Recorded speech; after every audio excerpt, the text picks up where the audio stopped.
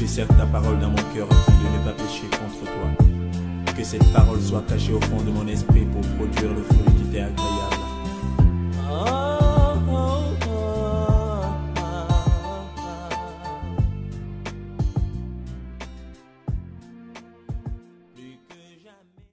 Ok, merci beaucoup. Merci infiniment. Alors, content de vous retrouver ce soir.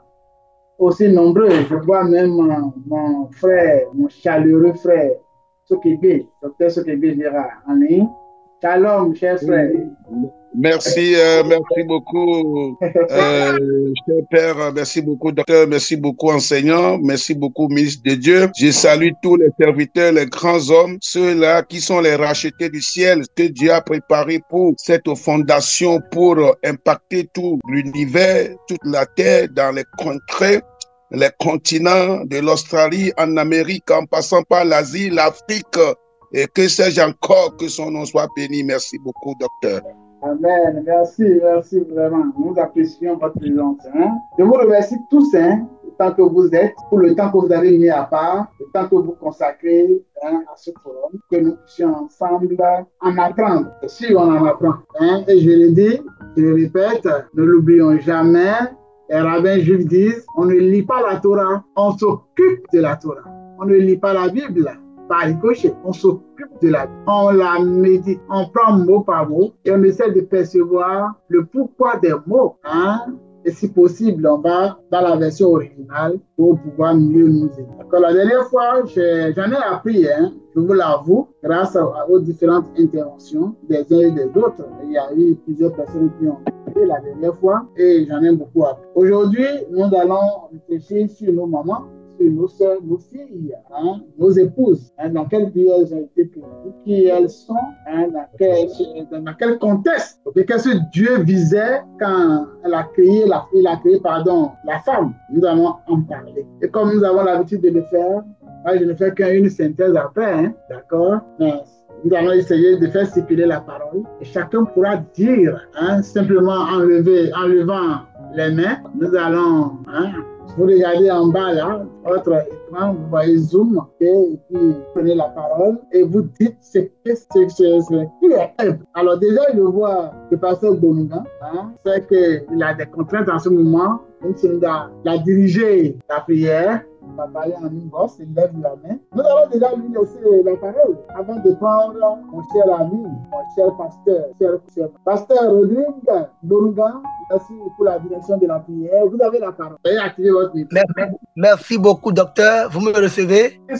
Voilà, j'ai une contrainte, mais je voudrais quand même placer un mot avant de partir. Oui, allons-y. Nous voulons parler de nos mamans, qui est Ève. Oui.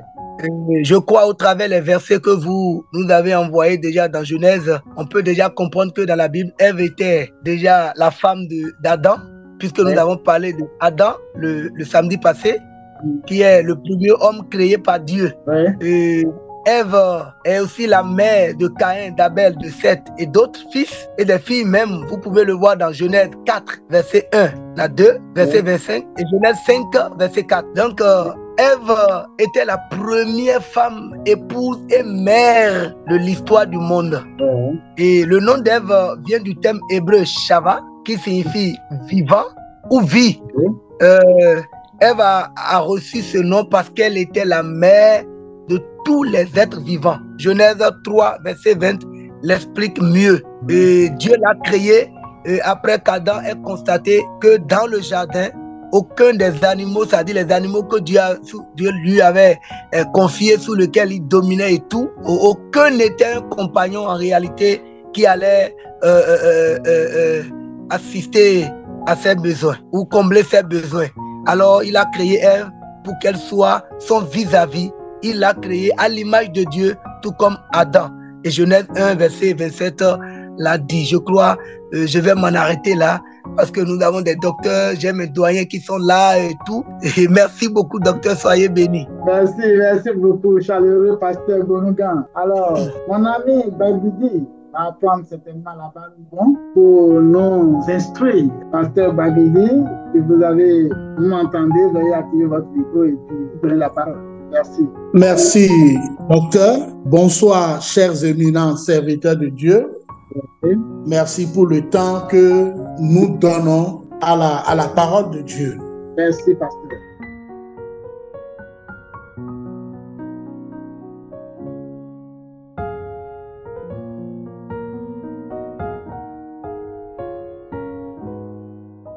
Je crois, à la suite du pasteur Rodrigue, je voudrais ajouter que c'est un nom qui vient du terme hébreu Shava et qui signifie vivant ou vie.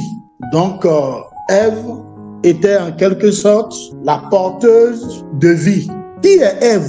J'ajouterais qu'elle était héritière d'un monde parfait, un monde en paix, avec son Dieu et avec son mari, seul être humain à ses côtés sur la planète. Ève vivait dans le paradis terrestre où tout était plaisir et peine et à peine imaginable. Ève a vécu le bonheur parfait, tout était rose. Ève, en ce temps-là, ignorait absolument le sens même de la confusion. Elle ne connaissait rien de tout ce qu'on pouvait appeler malentendu. Ève ne connaissait rien de la brouille. Ève ne connaissait rien de l'envie, de tous les péchés que vous connaissez. Ève, à l'époque, ne connaissait rien de l'amertume, de la souffrance, de la violence, du mal, de la culpabilité, de l'orgueil. Et la liste n'est pas exhaustive.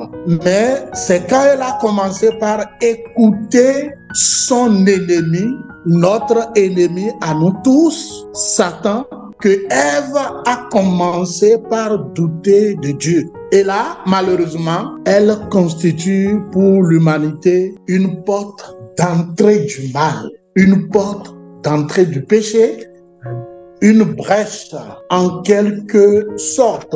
Et parlant toujours d'Ève, je voudrais continuer par dire que ce mot, en tant que mère de tous les vivants, selon Genèse 3.20 qui dit « Adam donna à sa femme le nom d'Ève, car elle a été la mère de tous les vivants. » Donc ce mot Ève nous renvoie aussi à la femme en général, envisagée sous l'angle de la maternité. Et vous savez, nous avons vu la dernière fois que Adam signifierait aussi homme, homme avec grand H, ou homme aussi mâle, donc qui est la créature animée du souffle de Dieu. Donc Ève signifiait la femme, la créature qui a pour destinée d'assurer aux gens humains sa postérité. Ève et Ève. Que dire encore? N'est-ce pas elle qui a donné le fruit défendu à Adam, son mari? N'est-ce pas elle qui l'a convaincu? Ève, elle est la mère à nous tous, mais malheureusement, le mal est entré dans l'humanité par elle. Ève, c'est aussi la mère de Caïn, d'Abel et de Seth. Et la Bible ajoutera d'autres fils et des filles qui ne sont pas nommés. Ce soir, parlant d'Ève, pour donner la parole à une autre personne, je dirais, Ève, c'est notre mère. Ève, c'est notre sœur. Ève, c'est notre cousine. Ève, c'est notre tante. Ève, en réalité, c'est elle qui manipule l'homme. Mais Ève, c'est aussi elle qui était, n'est-ce pas, au tombeau à la résurrection de Jésus-Christ. Ève, c'est elle la charmante. C'est elle la femme zélée. C'est elle qui remplit les églises plus que tous les hommes. Ce soir, nous faisons chapeau à Ève en tant que femme. Je vais m'en arrêter là, docteur, et vous retourner, n'est-ce pas, l'antenne. Pasteur, oui, on dit chapeau aux Ève de nos églises, surtout que c'est absolument Ève qui remplit nos églises. Et Ève, c'est vrai qu'elles ont joué beaucoup de rôles, même quand notre Seigneur Jésus est venu sur la terre. C'est vrai qu'il y a eu des faux pas, elles ont aussi joué de bons rôles. Au moins une Ève ou une descendante d'Ève, une postérité d'Ève, absolument de Christ. Non, je sais qu'il y a des réserves que vous laissez aux autres. Hein? Je vois M. Aristide Eda lever la main, c'est avec bonheur que je lui laisse. Il va y activer son micro et pas la parole. Bonsoir, cher docteur. Bonsoir à tous. Soyez bénis. Et merci encore une fois pour cette occasion d'enseignement que vous nous offrez. Ça permet de faire des coups de rattrapage pour certains et ça permet à d'autres de prendre des leçons. Je fais partie de la deuxième catégorie et beaucoup seront étonnés même de ma main. Ayant eu le thème, j'ai quand même fait certaines recherches et pour lesquelles je m'en vais vous livrer un peu les fruits. D'abord, le thème Ève dans le récit biblique est une figure clé de la théologie chrétienne et juive. La création et le rôle sont décrits dans les 2 premiers chapitres de la Genèse qui forment la base même de la compréhension de l'humanité selon les traditions religieuses. Et dans le sujet, le verset a été bien cité. Mais on ne peut pas parler d'Ève sans parler de création parce que c'est un acte divin, mais complémentaire parce que Dieu a d'abord créé Adam et ensuite Ève se retrouve dans Genèse 2, versets 18 à 25, où il est écrit qu'après avoir créé Adam, Dieu constate qu'il n'est pas bon que l'homme soit seul, ce qui marque une étape importante dans l'œuvre créatrice de Dieu. Dieu amène alors tous les animaux à Adam pour qu'il leur donne un nom, mais aucun d'entre eux n'est trouvé être un aide qui soit son vis-à-vis. C'est alors que Dieu endort alors Adam et prend une de ses côtes pour façonner une femme, ce qui symbolise une relation d'égalité, de complémentarité entre l'homme et la femme. Et c'est marqué par la parole que Adam a dite en disant « Voici cette fois-ci celle qui est os de mes os et chair de ma chair ». Ce verset met en avant une relation étroite entre Adam et Ève qui est sa femme, mais pas que Adam lui soit inférieur ou supérieur, mais de compagnonnage et d'unité. Et cette unité, nous la retrouvons dans Genèse 2, 24, où il est écrit que c'est pourquoi l'homme quittera son père et sa mère et s'attachera à sa femme et ils deviendront une seule chair. Donc ce qui veut dire que Adam et Ève sont complémentaires et sont un et forment l'unité, si je peux me répéter. Mais à part cela, le régional le pasteur Baguidi l'a déjà abordé, c'est la chute, le rôle central de Ève dans la chute de l'humanité. Parce que dans Genèse 3, versets 1 à 6, il est dit que le serpent décrit comme le plus rusé de tous les animaux s'adresse à Ève pour la tenter, lui suggérant qu'elle ne mourra pas si elle mange du fruit de l'arbre de la connaissance du bien et du mal, contrairement à ce que Dieu avait ordonné. Donc, Ève a été séduite par le désir de devenir comme Dieu. Connaissant le bien et le mal, elle mangea du fruit et en donne aussi à Adam. Donc, cet acte de désobéissance a des conséquences désastreuses jusqu'aujourd'hui sur l'humanité. C'est pourquoi Dieu a condamné à plusieurs malédictions. Pour Ève, c'est la douleur des accouchements et une relation marquée par la domination de l'homme. Donc la femme devient inférieure entre griffes dans Genèse 3 verset 16. Ce péché originel devient donc une pierre angulaire de la théologie chrétienne, notamment dans la doctrine du péché héréditaire, expliquant la condition déchue de l'humanité et la nécessité de la rédemption. Donc c'est ce que je pourrais ajouter aux différents développements qui ont été faits. Et je vous remercie pour votre attention. J'ai juste annoncé deux parties importantes, la chute de l'humanité qui est venue de Ève et la création même de l'humanité. Comme l'a dit tout à l'heure le pasteur, Ève est la mère de nous tous. Merci à vous et je vous retourne l'antenne. Merci beaucoup, mon très cher Aristide Eda. Merci infiniment pour ce développement. Très apprécié. Voilà. Je crois que je n'ai plus rien à dire. C'est très bien. Merci beaucoup. Je vois, il y a M. Daladier qui répond. Et Madame Ida. On va demander à M. Daladier de répondre. prendre la parole. Ou bien on va laisser une femme d'abord prendre la parole. On va laisser une femme prendre la parole. Hein, comme Mme Eda. À la suite de M. Eda, prenez la parole tout à l'heure. M. Yepton va prendre la parole. Alors, docteur, bonsoir à toute l'assistance. J'aurais bien voulu entendre la voix de mon cher aîné, que j'appelle affectueusement Da, pour m'enquérir de ce qu'il pensait du terme. Mais bon, je voulais juste ajouter à la suite de toutes ces interventions que ce que j'aimerais ajouter, c'est que ce que je retiens pour Ève, c'est que Ève a été le dernier être que notre Dieu a créé. Donc, souffrez que Dieu ait pris tout son temps. Voyez-vous, lorsque vous regardez la femme dans toute sa beauté, vous voyez que la femme est un être à part entière, doté d'un talent, d'un sixième sens très, très développé. Dieu a pris tout son temps pour créer la femme. Parce que Dieu a d'abord créé le ciel et la terre. Il a créé toutes sortes d'animaux. Après quoi, il a créé l'homme. Et à la fin, pour satisfaire à la joie ou à la complémentarité de l'homme, Dieu a pris tout son temps pour créer en fait Ève. Donc, Ève n'est pas un être à classer ou à juger inférieur ou à négliger. C'est un être que Dieu vraiment a pris tout son temps pour créer. Et c'est pourquoi, bien sûr, moi, le verset qui me laisse sans voix dans la Bible, c'est la réaction qu'a eu Adam lorsqu'il a vu. Il s'est réveillé d'un sommeil. Et lorsqu'il a vu la femme, il s'est écrié.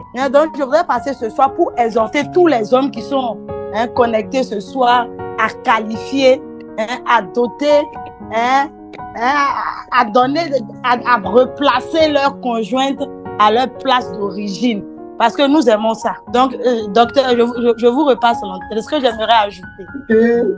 Merci beaucoup, Mme Eda. Non, vous êtes belle. Vous êtes très belle. Il y a des gens plus qualifiés que moi, au moins une, pour le dire, de ceux qui vous le disent si bien. Merci beaucoup, Mme Eda Estelle. Alors, je vois maintenant la main de M. Yepton. Ça, c'est un autre chaleureux monsieur que j'ai, un chaleureux garçon que j'ai. M. Yepton, veuillez activer votre micro et tu prends la parole. Merci infiniment, docteur Awangassi, cher papa, bien-aimé. Bonsoir à tous les éminents hommes de Dieu. Bonsoir à tous les frères et sœurs qui participent à l'émission, à l'enseignement fraternel. Alors, peu s'en fallait que je rate l'émission, mais tout à l'heure, j'ai pu rapidement rattraper avec beaucoup de bonheur sur le thème qui parle d'Ève, donc dans la création, et qu'est-ce qu'il faut comprendre de Ève. Alors, je remercie le frère Eda pour sa production et sa recherche. Je remercie également le pasteur Bagidi. Je remercie la Ève de Monsieur Eda qui est venu compléter l'enseignement de par sa connaissance et son expérience. Après tout ça, il n'y a plus grand chose à dire. Pour moi, tout simplement, Ève, quand on regarde même, on lit même la référence Genèse 2, 21 à 23, on comprend simplement qu'à un moment donné, Adam ne se retrouvait pas correctement dans la création en tant que créature, parce qu'il ne voyait pas une créature semblable à lui. Il ne s'identifiait donc pas à quelqu'un. Il y avait donc un manque. Et ce manque a été compris également par le Seigneur, par notre Dieu. Je me demande simplement si Dieu n'a pas laissé Adam d'abord se rendre compte, d'abord constater la beauté de la création, et puis après, constater que seul, il ne pouvait pas tout, ou qu'il ne pouvait pas jouir pleinement de cette création-là. Et donc, après ce constat fait par Adam, donc de ce manque, Dieu dans son plan, a voulu satisfaire sa demande en lui donnant Ève. Mais en donnant Ève, de quelle façon? Il a d'abord endormi Adam. Pourquoi est-ce qu'il a endormi Adam? Est-ce pour lui éviter l'anesthésie? Est-ce une opération chirurgicale? J'essaie de faire une analogie ou une transposition. Est-ce qu'une opération chirurgicale ayant nécessité d'abord donc pour le priver certainement de la douleur parce qu'on a dû prélever sa côte. Donc on imagine bien peut-être si on essaie d'entrer un peu dans le plan divin. Donc il a endormi. Mais après, il a pris sa côte, il a refermé. Alors Adam n'a pas assisté à la création. Adam n'a pas assisté à la création de Ève. Autrement dit, lui, le premier homme, il n'a assisté à rien dans la création divine. Moi, c'est une compréhension quand même qui me fascine personnellement pour dire que l'homme constate, il découvre Ève et il se rend compte que Ève lui ressemble, que ça correspond à ses attentes, à ses besoins. Il s'identifie pour dire un peu c'est la chair de ma chair. Donc il se retrouve. Donc ça, ce qui voudra dire que Ève est un peu comme le miroir de Adam. C'est le miroir, la femme est donc le miroir dans lequel tous les humains que nous sommes appelés à nous identifier. Et à juste titre, nous sortons de la femme. Et comme on le dit, chaque enfant qui sort d'une femme découvre sa mère et c'est sa mère qui lui montre après son père. Alors donc, l'émerveillement de Adam à la vue de Ève continue jusqu'aujourd'hui pour chaque enfant qui naît d'une femme qui découvre sa mère, qui découvre Ève. Autrement dit, Ève est le début, et non seulement la fin de la création, mais est le début de la procréation. Donc, la mission que Dieu, après, a voulu confier à l'homme et à la femme en disant « multipliez-vous », se reproduit chaque fois à la naissance. Dès lors qu'il y a un enfant, c'est comme si la vie renaît, la vie reprend, la vie se prolonge. Donc, chaque enfant qui naît est une nouvelle Ève que nous découvrons et qui découvre la Ève originelle qu'est la femme. Les épisodes qui ont marqué, si je peux dire, la chute de la création à travers le péché originel ou ce qu'on peut appeler désormais le péché des origines, où la tentation est passée par Ève.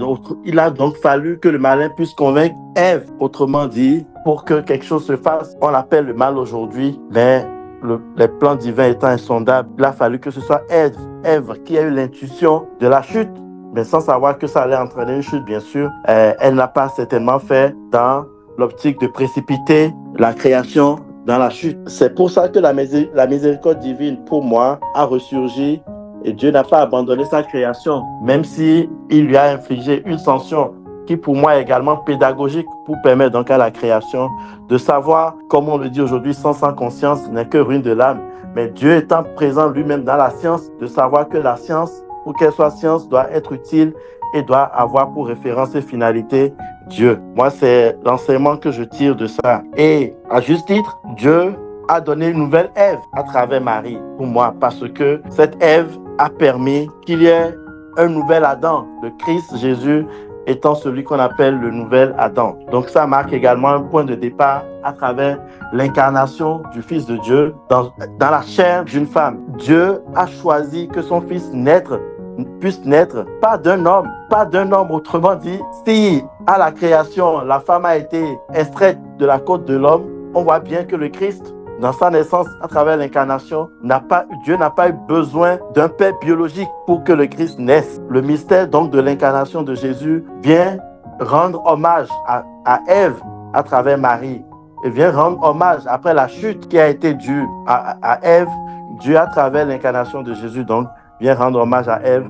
Et à partir de cet instant, Marie a pu s'exulter à juste titre en disant « Désormais, tous les âges me diront bienheureuse ». Et voilà donc ce qui peut inspirer pour nous aujourd'hui, ce qui peut constituer une inspiration, non seulement pour les femmes aujourd'hui, mais également pour nous tous, être hommes, mais venant d'une femme. Donc voilà un peu ce que ces passages bibliques m'inspirent aujourd'hui et ce que j'ai voulu partager avec vous comme commentaire à la suite de l'enseignement de pasteur et de tous ceux qui sont intervenus. Je vous remercie.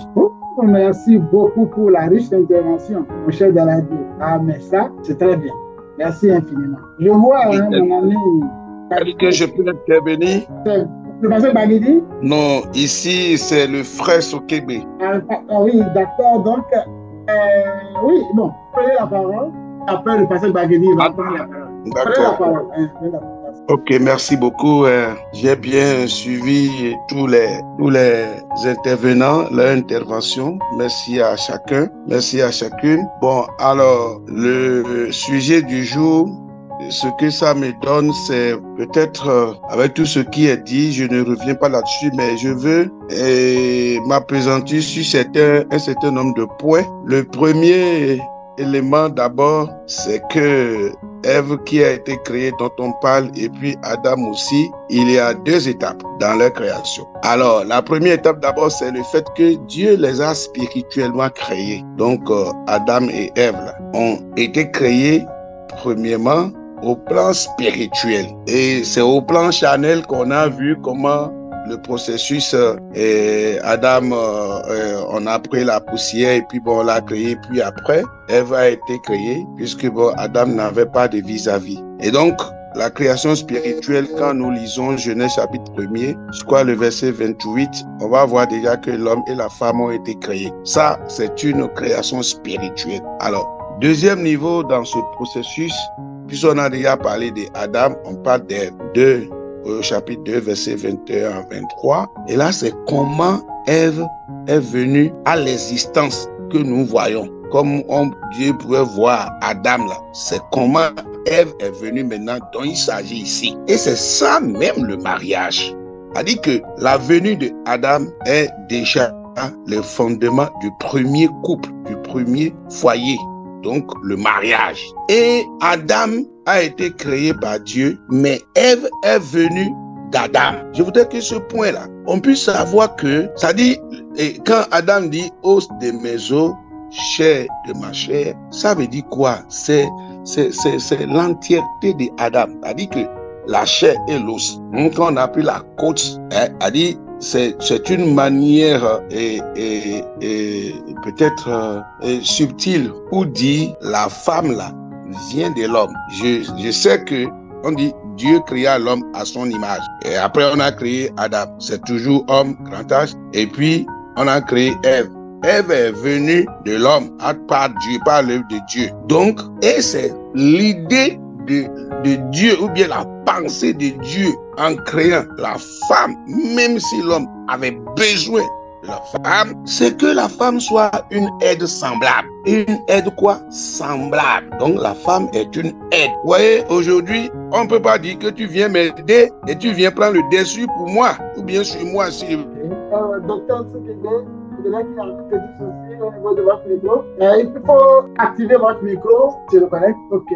Donc, on attend Docteur Soukego se reconnecter. Il vient de revenir là. OK.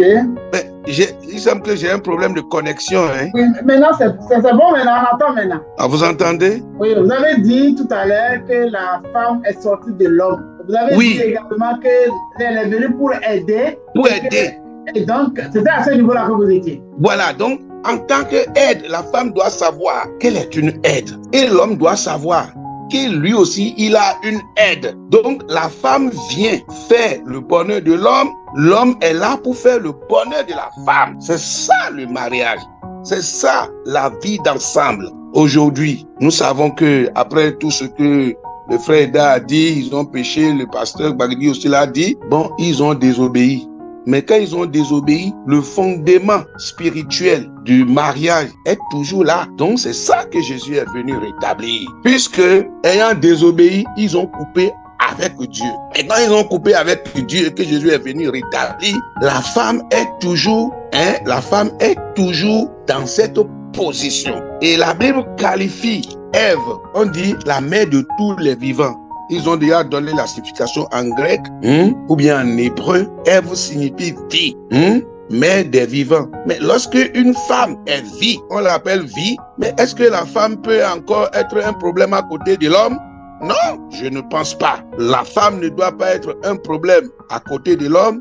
L'homme aussi ne doit pas être un problème pour la femme. Parce que les deux sont os des os et puis chair de chair. Donc, et maintenant, ce que je veux ajouter, ou bien un dernier point de mon intervention, vous voyez, quand nous lisons le verset 21 à 23 là, et il y a un aspect que je veux encore souligner, c'est le fait que si nous voyons aujourd'hui, même quand Ève a désobéi, je suis sûr que Ève ne savait pas qu'elle faisait du mal. Elle ne savait pas qu'elle faisait du mal. Non, elle voulait rendre un service à Dieu, mais il lui a manqué de vigilance parce que c'est l'homme qui a reçu l'instruction. Le diable est venu, n'est-ce pas, et truquer les choses.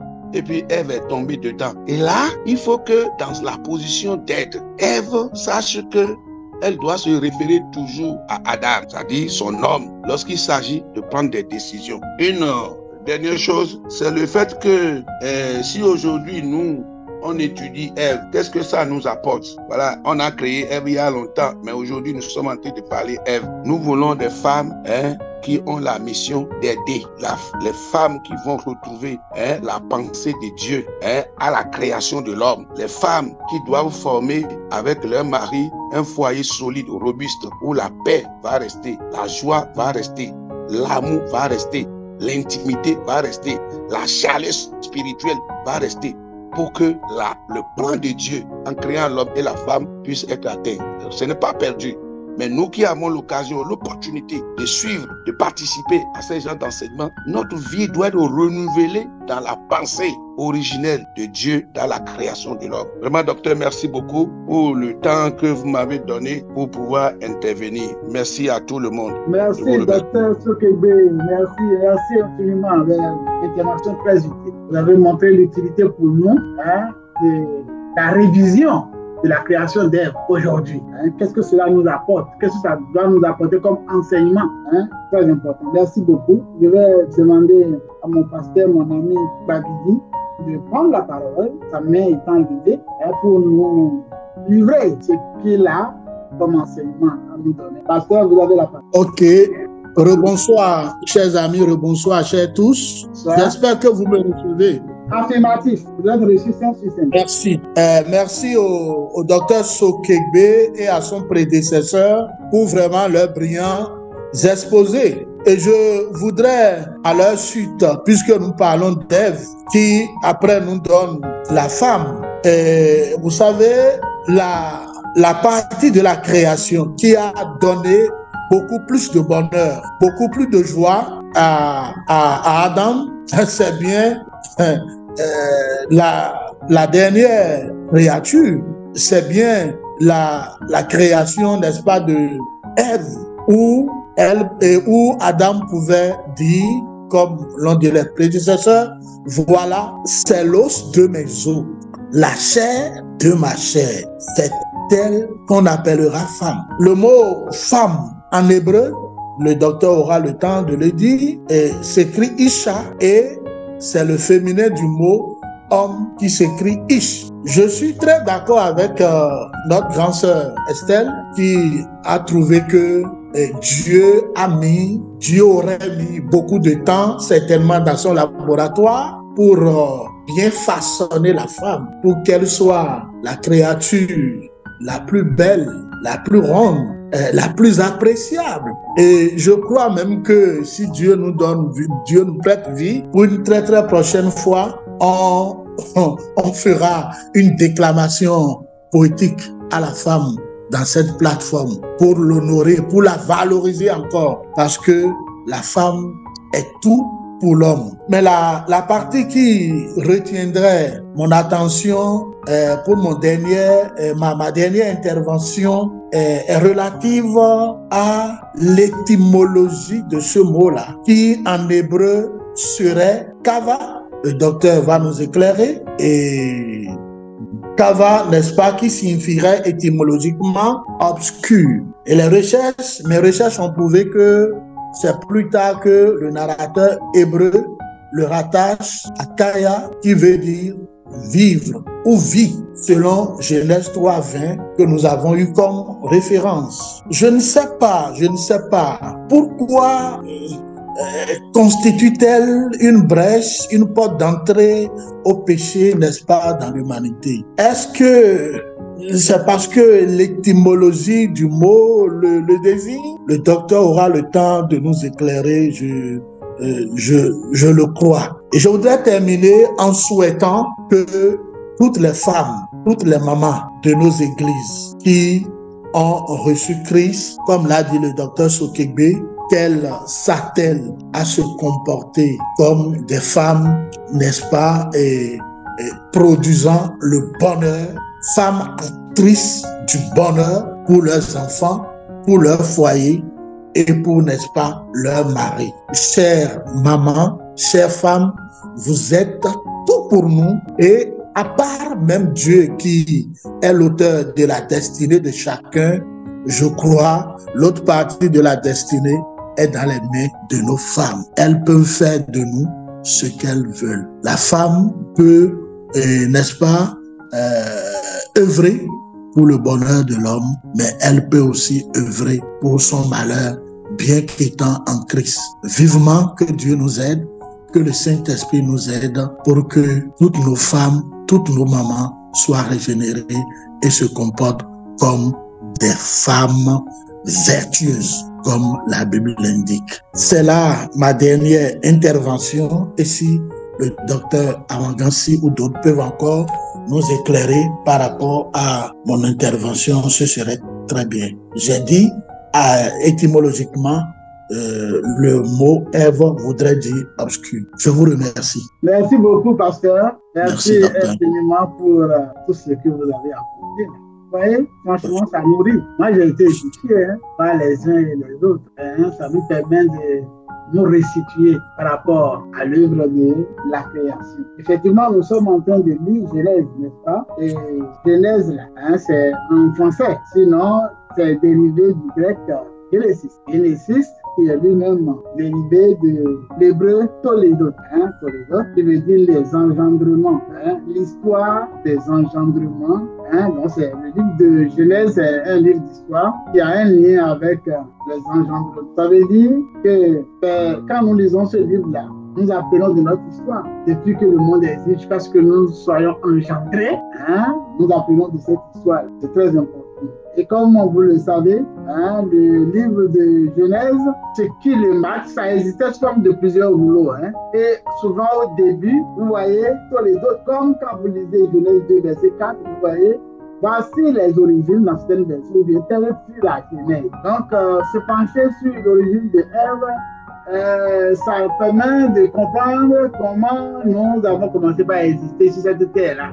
Certes, quand vous prenez Genèse chapitre 1, ça nous montre perspective. C'est-à-dire que Dieu, lui, fait par la parole. Et quand nous prenons Genèse chapitre 2, nous voyons Dieu qui intervient de manière tactile. Il met la main à la pâte et il touche. Ce n'est plus seulement la parole qui crée. C'est important également de le souligner. Mais dans quel environnement, dans quel contexte Dieu a décidé de créer la femme? Avant de créer la femme, il a fait certaines constatations. Il a posé certains actes. L'un des premiers actes, l'un des actes qu'il a eu à poser, c'est qu'il a confronté Adam. Il l'a enlevé de là où il était, là où il a créé, parce que le jardin d'Éden, ce n'est pas son lieu de naissance, ce n'est pas son lieu de création. C'est que Dieu a placé. Mais le vrai mot, c'est qu'il a été transplanté, d'accord, dans le jardin d'Éden. Et donc, quand Dieu l'a placé dans le jardin d'Éden, et il lui a donné des commandements déjà là. Vous voyez, c'est écrit qu'il doit travailler. C'est en fait, le mot qu'on lui a dit, c'est Avad. Et en hébreu, Avad veut dire travailler. Donc, l'homme a été créé pour travailler. Dieu lui a dit, tu vas travailler. C'est que nous disons que Dieu a placé l'homme dans le jardin afin de le cultiver et de le garder. Mais le vrai mot, c'est travailler. Vous savez, le travail pour certaines personnes, surtout les Grecs, c'est pour les esclaves. Et les gens libres, ils s'occupent de tout ce qui est art et des discours. Donc, ceux qui sont dans les discours, c'est eux, ils ne travaillent pas. Donc, quand on dit que quelqu'un travaille, il est esclave. Ce n'est pas ça dans la pensée biblique. Dans la pensée biblique, Dieu a placé l'homme dans le jardin pour qu'il puisse travailler et qu'il puisse garder le jardin. Bien, mais nous y reviendrons.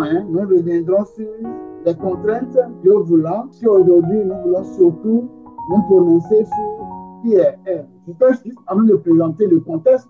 Parce que nous allons voir après la présence du bien et du mal, les contraintes là, nous allons lire certainement là. Alors, l'autre précision qu'il faudrait faire, qui est importante, c'est que quand Dieu a créé Adam, il a créé en tant que potier. les expressions qui ont été utilisées en hébreu là, c'est Yotza, le verbe, il a façonné, Yotza, ok? Et Yotzer, en hébreu, c'est potier, d'accord?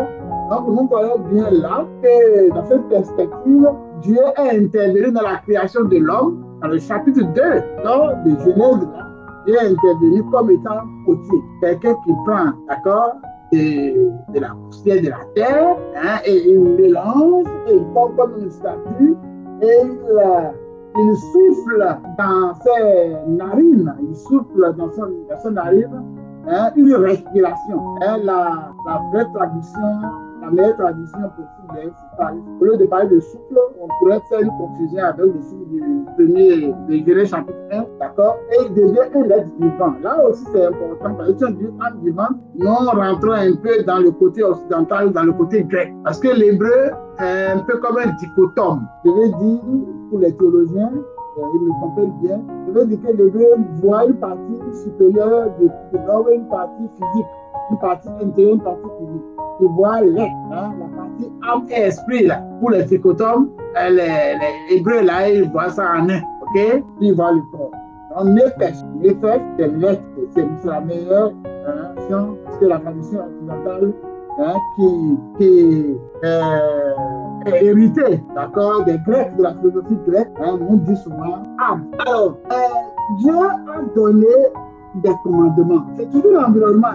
Et quand Dieu a donné des commandements à Adam, quand Dieu a donné des commandements, il était devenu sceptique. Parce qu'il lui a dit, tu peux manger de tous les fruits. Il dit qu'on va revenir là-dessus. Tu peux manger de tous les fruits, mais les fruits de l'arbre de fondation, tu ne peux pas manger. Lorsque Dieu a donné ces commandements-là, comme il a créé l'homme tellement libre, eh bien, il était sceptique. Il se demandait, est-ce que l'homme tout seul là, pourra garder ce commandement? Il était comme sceptique. En tout cas, c'est ce que disent les rabbins juifs. Et c'est à ce niveau-là qu'il a fait le contraire. Avec toute la liberté que j'ai donnée à Adam là, et avec les contraintes que je lui ai données là, est-ce que tout seul il pourra garder le jardin, travailler dans le jardin, et puis garder le commandement? C'est à ce niveau-là que Dieu fit un constat. Il dit, l'auteur, c'est-à-dire il n'est pas bon. Tov en hébreu, ça veut dire bon. Ça veut dire bon. Et l'auteur, ça veut dire ce n'est pas bon. Il n'est pas bon. La vie n'est pas bon que l'homme soit seul, que l'être humain soit seul. Il n'est pas bon qu'il soit un être seul, un être tel quel. D'accord? Ça, c'est le regard de Dieu posé sur l'homme. Il a posé son regard sur l'homme. C'est ce qu'il a dit. Donc, comme il n'est pas bon, je vais lui faire une aide semblable. Bon, dans notre Bible française, c'est écrit aide. Mais en fait, en hébreu, c'est Ezer. Ce n'est pas une aide dans le sens d'assistant ou d'auxiliaire. Non, en hébreu, c'est une aide dans le sens de renfort militaire. Parce que la femme, elle vient en renfort. C'est la même expression qui est utilisée dans Somme 41, les versets 17 et 18, où le psalmiste dit, tu es mon aide et mon libérateur. Là, il s'adressait à Dieu. C'est la même expression. C'est-à-dire que la femme est venue là pour... elle est venue en renfort à l'homme. Parce que les femmes sont des renforts. Normalement, avec une femme, on devrait être inébranlable. On devrait être très très fort. Donc l'objectif de Dieu, quand on rentre dans sa pensée, ce n'est pas une simple assistante, ce n'est pas quelqu'un qui est inférieur. C'est vraiment quelqu'un qui est en renfort. Qui vient en renfort. Donc quelqu'un qui a une telle force, une capacité pour pouvoir renforcer l'homme. Mais pas n'importe quel renfort. On dit un renfort contre lui-même, kenegdo en hébreu. Ça dit qu'un renfort qui est capable, parce que normalement quand c'est une aide, tu viens pour faciliter la tâche, tu n'es pas contre. Mais ça dit tu peux venir contre. C'est-à-dire qu'il y a des décisions, si l'homme veut prendre et qui vont aller en porte-à-faux avec la volonté de Dieu, elle doit lui dire non.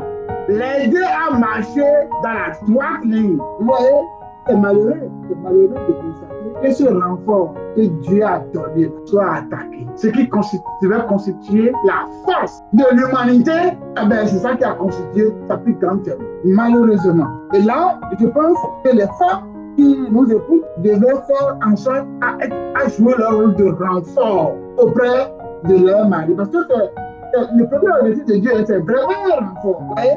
C'est vraiment un enfant. Donc, si elle ne joue pas le rôle de l'enfant, ce serait vraiment dommage. L'autre précision que je voudrais faire, et ça, nous tous, nous avons vu ça comme ça, mais quand on va en hébreu, on comprend mieux. Vous voyez, on dit qu'il fit tomber sur Adam un profond sommeil. Et on pense souvent qu'Adam était inconscient. Adam ne savait rien de ce qui se passait quand Ève était enfant. Mais quand on va en hébreu, c'est pas comme ça. L'expression qui a été traduite par profond sommeil là, c'est tardement.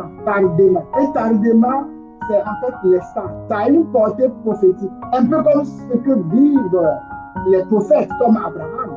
Abraham a vécu tardement. Dieu a fait tomber sur Abraham tardement. Et qui fait tomber sur des prophètes et il voit des choses, mais il était conscient. Donc Adam était conscient. Dans la pensée hébraïque, Adam savait ce qui se passait. Il était dans l'extase. Voilà. Il a assisté, d'accord, consciemment ce qui se passait, la création d'Ève. Donc, c'est vrai qu'on lui a emmené un corps, c'est ce qui est rapporté, mais il était bien conscient. Selon l'explication de la Torah. Donc, c'est vrai, il était immobilisé, il était conscient. Alors, ça, c'est une précision. Et l'autre précision qui peut renverser plus grande, puisque moi aussi j'ai été renversé, c'est que Dieu a pris une côte de l'homme et il a fabriqué la femme. Mais quand on va en hébreu, ce n'est pas une côte. On ne peut pas traduire ça par côte directement. D'accord? Le mot, c'est cela. C'est ce que les gens ont traduit par côte. On ne sait pas très bien ce qui a pu prendre les traducteurs, ce qui s'est passé dans leur esprit pour qu'ils puissent imaginer côte. Ok? Sur l'expression cela, c'est une expression qui est utilisée dans le bâtiment, dans le milieu des architectes, l'architecture. Cela, c'est une voûte, c'est un pan de mur. C'est ça ce que ça veut dire. Voilà. Donc, l'expression qui est utilisée, on dit qu'il a pris un pan de mur sur l'homme. Donc, ça peut être une côte, c'est vrai, mais ça peut être un bras, c'est une partie de l'homme. Mais ça ne serait pas écrit côte, ce n'est pas une expression de l'anatomie dans la langue hébraïque. Bon, c'est vrai que, parce que nous voyons côte, nous tous dans notre tête, c'est côte. Et puis, comme c'est côte, il y a même des messages que nous disons. Donc, elle a fabriqué Ève, elle doit être à côté, parce qu'elle est côte, que Dieu n'a pas pris une partie dans le pied. Mais non, ça aurait pu bien être une partie dans le pied. Mais, en tout cas, elle a été créée, elle a été bâtie même pour venir en renfort. Donc, l'expression, c'est un pan de mur, une voûte. Et d'ailleurs, le mot qui a suivi, qui vient là où on a traduit par refermer, là, ok? En fait, c'est saga en hébreu. On les a utilisés. C'est un verbe encore utilisé dans le bâtiment. Dans Néhémie, on voit, lorsqu'il y avait des brèches, il fallait fermer ces brèches. Lorsqu'il y avait des fissures dans le mur. Donc, tout indique que ce n'est pas un terme de l'anatomie. Tout indique que ce n'est pas un terme de l'anatomie. Donc, alors, la femme doit être vue, non pas comme une côte, mais elle doit être vue comme quelque chose qui a été bâti, une maison qui a été bâtie, d'accord, en vue d'abriter. Voilà, en vue d'abriter. Voilà. Et vous-même voyez, effectivement, si l'homme est formé comme un potier forme le pot, la femme, elle a été bâtie. Et comme une dame tout à l'heure le disait sur le forum, mais Dieu, il a pris tout son temps et la femme a toutes les rondeurs. Mais plus que les rondeurs, la femme est un bâtiment. Dans un bâtiment, on fait quoi? On dort. On dort, on a à manger. Et vous voyez, les femmes portent les enfants. Et les enfants trouvent un abri, une habitation dans la femme. Et trouvent aussi le manger dans la femme. Et même lorsque l'enfant descend sur la terre, eh bien, l'enfant a encore les seins de la femme pour le nourrir. Donc la femme, elle est vue dans la Torah comme étant un bâtiment. Ok? Bon, je dois dire que l'homme a été formé et la femme a été bâtie. D'ailleurs, le verbe qui a été ce qui a été utilisé. Alors, nos femmes, qui est elle? Vous avez dit beaucoup de choses intéressantes, beaucoup de choses intéressantes. Alors, la femme, et notamment c'est la première des mamans, la mère de tous les hommes, à l'exception bien sûr d'Adam. La Ève, c'était renfort. Elle a été conçue dans la pensée de Dieu pour être un renfort. Donc les femmes, j'apprécie bien ce que le docteur Soukébé a dit tout à l'heure. Elles doivent rentrer dans leur rôle de renfort. Elles doivent être un renfort. La femme est une voûte de l'homme.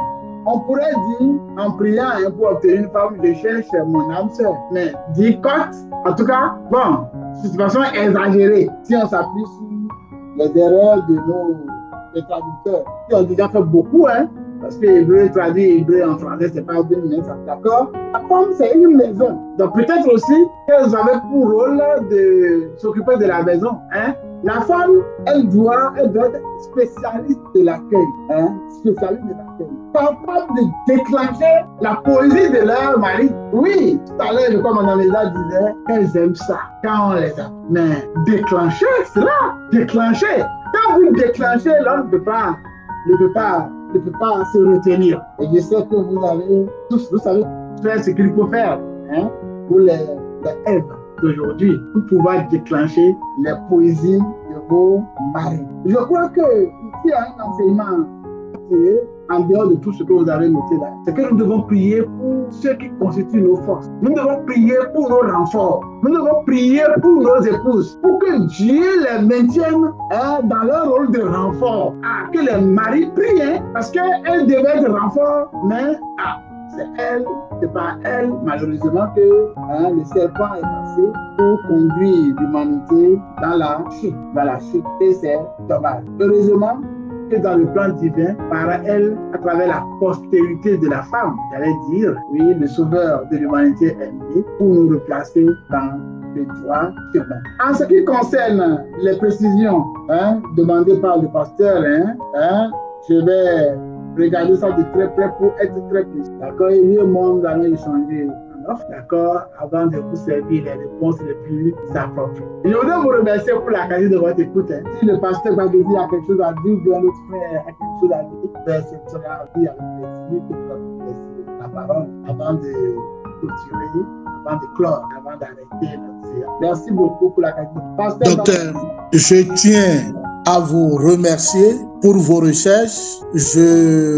À franchement parler, j'ai beaucoup appris encore ce soir. Ce creuset est un creuset formidable, c'est un creuset important et je crois nous allons voir comment faire pour y consacrer beaucoup plus de temps. Je tiens à remercier tous les amis, tous les frères, tous les éminents serviteurs de Dieu qui, n'est-ce pas, ont fait ces fouilles pour nous donner les fruits de leur recherche ce soir. Et je prie que Dieu les bénisse à profusion. Je crois que pour la prochaine fois, le thème sera aussi très alléchant et nous permettra de faire recours encore à nos documents, à nos livres d'études, n'est-ce pas, pour bien revenir. Que le Très-Haut vous bénisse, très chers amis.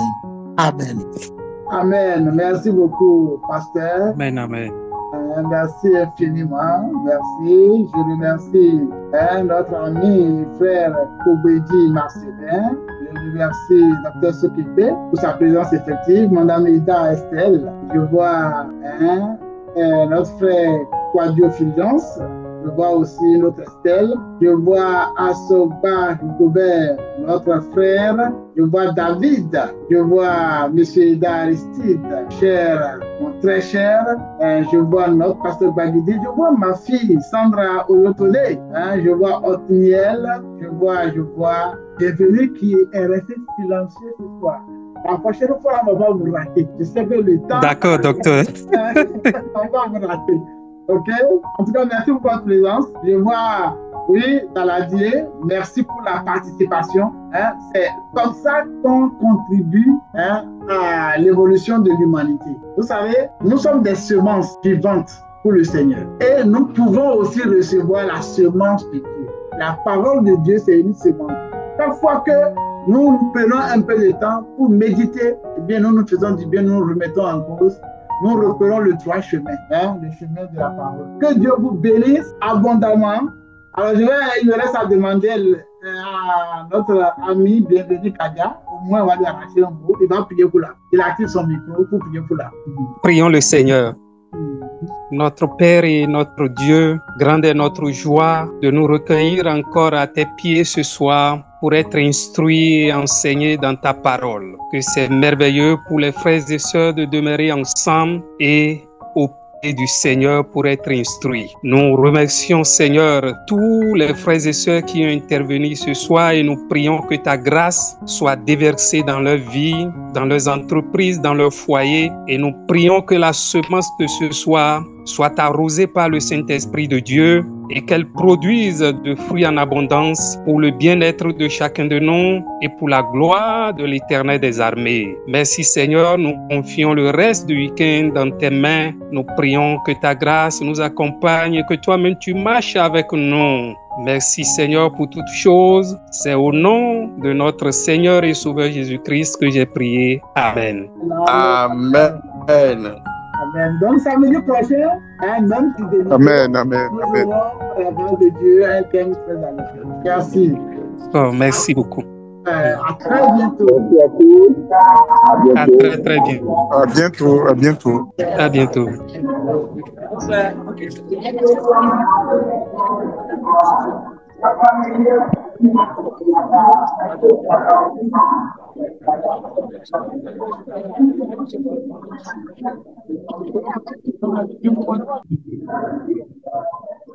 Ok. Je serre ta parole dans mon cœur afin de ne pas pécher contre toi. Que cette parole soit cachée au fond de mon esprit pour produire le fruit qui t'est agréable.